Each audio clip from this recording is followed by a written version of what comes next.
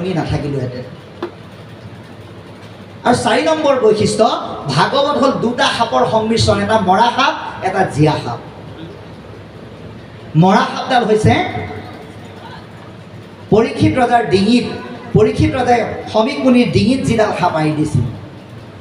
আৰু জীয়া সাপডাল হৈছে সমীক মুনিৰ পুত্ৰ সিংগীয়ে অভিশাপৰ যোগেদি যিডাল সৰ্পই পৰীক্ষিতৰ মৰা দেহটোক ফুট মাৰিছিল।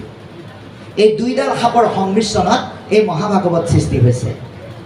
যি ভাগৱতৰ জ্ঞান আমি আজি এই বাংময় মূৰ্তিৰ পুথিগত জ্ঞানৰ যোগেদি গুৰুৰ কৃপা সৎসংগৰ দ্বাৰা প্ৰসাদ হিচাপে ল'ব লাগিব।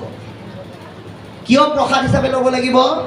কাৰণ এই ভাগৱত প্ৰদান কৰোঁতেই স্বয়ং নাৰদে ব্যাসদেৱক কৈছিল, এৰা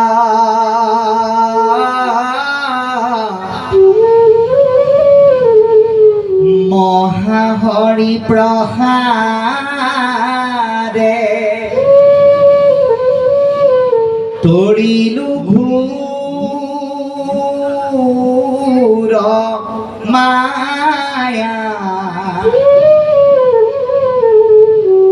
হেন জানি ব্যাস জগ তকে কৰা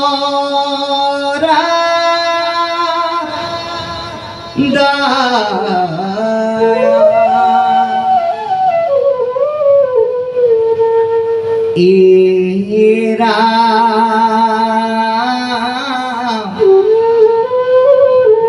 কৃষ্ণ কথা আনি তুমি কৰিবে কত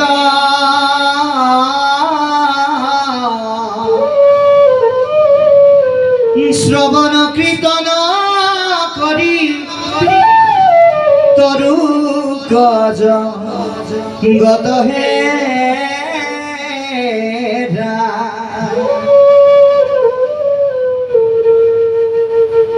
মন কৰিব লাগিব যে ব্যাসদেৱে নাৰদক যেতিয়া তললৈ মুখ কৈ অস্থিৰ হৈ থাকোঁতে সৎসংগৰূপে পাই জ্ঞান প্ৰাপ্ত কৰিব বিচাৰিছিল, তেতিয়া নাৰদে ব্যাসক কৈছে যে মই দাসী পুত্ৰ ৰূপে থাকি হৰিৰ প্ৰসাদত এই সংসাৰ তৰি পাৰিষদী তন লাভ কৰিলোঁ। গতিকে হে ব্যাস, তুমিও এই মায়াৰ সাগৰৰ পৰা উদ্ধাৰ হ'বৰ কাৰণে জগতক ভাগৱত জ্ঞানৰ দ্বাৰা নাম তত্ত্ব প্ৰচাৰ কৰি সমস্ত জগতক উদ্ধাৰ কৰা। গতিকে এই নাম তত্ত্বই মহামনীষীসকলৰ মাধ্যমেৰে গুৰুৰ কৃপাৰ দ্বাৰা সমস্ত জগতক উদ্ধাৰ কৰে। এতিয়া ভাগৱতৰ যোগেদি আপুনি আমি উদ্ধাৰ হ'বৰ কাৰণে আমাক লাগিব মাত্ৰ কেৱল ইচ্ছা শক্তি। কাৰণ আজি আপোনালোকে চাওক, এই ভাগৱতখনটো প্ৰত্যেকৰে ঘৰে ঘৰে আছে। অকলে অকলে পঢ়িলেও দেখোন ইয়াৰ জ্ঞান একেখিনিকে পালে। ভকতৰ গুৰিত ভাগৱতখন প্ৰতিষ্ঠা কৰি দিয়াৰ লগে লগে ইয়াৰ জ্ঞানৰ পৰিৱৰ্তন কেতিয়াও নঘটে। ঘৰত পঢ়িলে যিখিনি কথা পাব, ইয়াত পঢ়িলেও একেখিনিকে পাব। কিন্তু তথাপিতো আপোনালোকে আজি নিজৰ বহুমূলীয়া সময় খৰচ কৰি গৃহস্থৰ নিমন্ত্ৰণ ক্ৰমে ইয়াত উপস্থিত হোৱাৰ কাৰণটো কি? অকলে অকলে পঢ়িলে পাব জ্ঞান, একেলগে বহিলে জ্ঞানৰ লগতে আৰু এটা বস্তু পাব, আৰু দুটা বস্তু পাব। সেইকেইটা হৈছে প্ৰেম আৰু আনন্দ। এই প্ৰেম আৰু আনন্দৰ সন্ধানত মহাসাধুসকলে বিভিন্ন পুণ্যস্থান পৰিভ্ৰমণ কৰে, যিটো আজি আপোনালোকে কৰিছে। গতিকে আমি হৰিৰ কৃপাত পোৱা এই পৰিৱেশত শ্ৰৱণ কীৰ্তন কৰি আমি অস্থিৰ মায়াৰ পৰা আমি কি হ'ব লাগিব? পৰিত্ৰাণ পাব লাগিব। যি মায়াত জন্মগ্ৰহণ কৰি ব্ৰহ্মাই নিজক পাহৰি গৈছিল। পদ্মতে উপজি ব্ৰহ্মা তাতে বকিছয় মই কোন ইটো কথা তাকো নজানয়। ব্ৰহ্মাক সম্বোধ কৰি দেৱ যদুপতি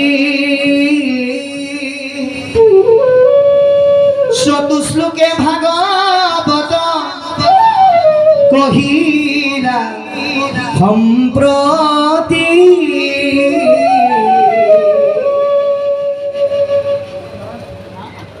সৃষ্টিৰ তিনি কল্পৰ ভিতৰত অন্যতম কল্প হ'ল পদ্মকল্প।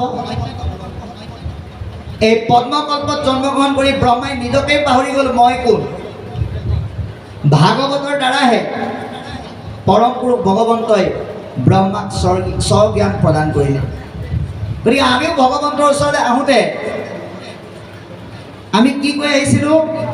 হে প্ৰভু, তুমি যদি কৃপা কৰি আমাক মানুহৰ জন্ম দিয়া, চকুৱে তোমাক চাম, জিভাই তোমাৰ নামৰ ৰস ল'ম, মুখেৰে তোমাৰ কথা কওঁ, হাতে তোমাৰ কৰ্ম কৰি, ভৰি তোমাৰ ঠাইলৈ যাব, কাণে তোমাৰ কথা শুনিব, পৃথিৱীত পৰাৰ লগে লগে চব শেষ।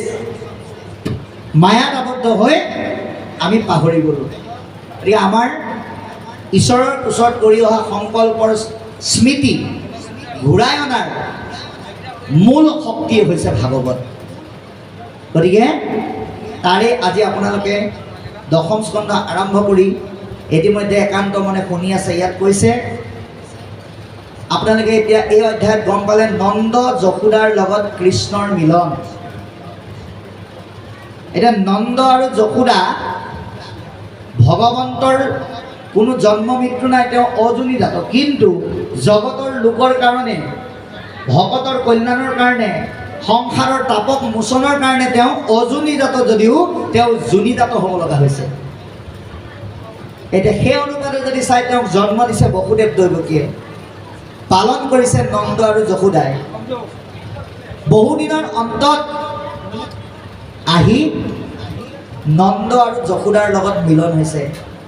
ইয়াৰ আধ্যাত্মিক অৰ্থটো আমি উপলব্ধি কৰিব লাগিব যে নন্দ মানে কি আৰু যশোদা মানে কি। নন্দ মানে হৈছে আনন্দ, যশোদা মানে হৈছে যশস্যা। আপুনি যেতিয়া সংসাৰৰ ভাল বেয়া, সুখ দুখ,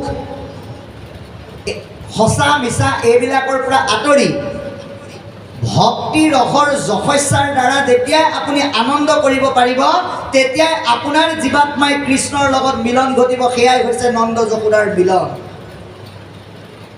কৃষ্ণৰ যশস্যাৰ যোগেদি জীৱাত্মাই যেতিয়া পৰমাত্মাৰ লগত সম্বন্ধ কৰি আনন্দ পাব, সেয়াই হৈছে নন্দ যশোদাৰ মিলন।